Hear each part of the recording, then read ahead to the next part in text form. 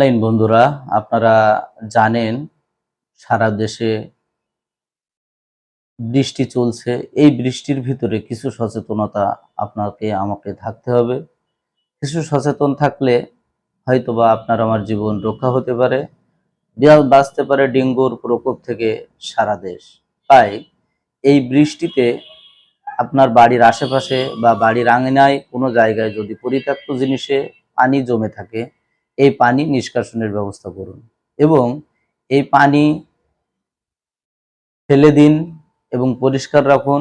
বাড়ির পাশে যদি টায়ার, ডাবের খোলা বা প্লাস্টিকের কোনো পাত্রে পানি জমে থাকে, এই পানিটি সরিয়ে ফেলুন।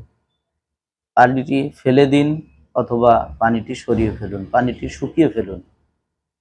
তাহলে আপনি আমি যদি এতটুকু সচেতন থাকতে পারি, তাহলে এই মশার লার্ভা থেকে আমরা বাঁচতে পারবো, ডেঙ্গুর প্রকোপ থেকে আমরা বাঁচতে পারবো। কারণ এই সময় প্রচুর পরিমাণে ডেঙ্গু জ্বর হচ্ছে।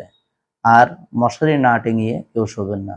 সচেতন থাকুন, সুস্থ থাকুন, আর চোখ রাখুন সুস্থ বিনোদন ও স্বাস্থ্যসেবা ফেসবুক পেজ। ধন্যবাদ সবাইকে।